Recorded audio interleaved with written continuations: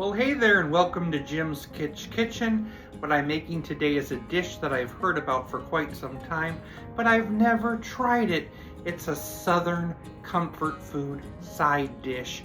It's for Mississippi mud potatoes.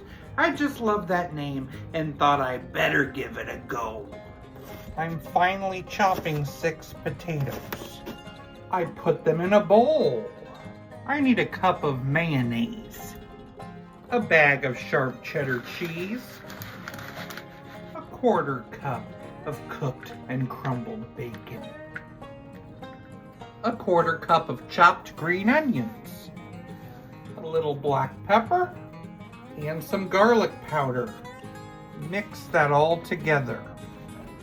And this gets poured and spread into a glass baking dish.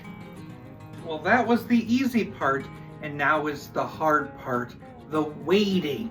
You're going to be cooking this low and slow, 325 degrees for an hour and a half. Let's get baking. I'm looking forward to this. Mississippi mud potatoes.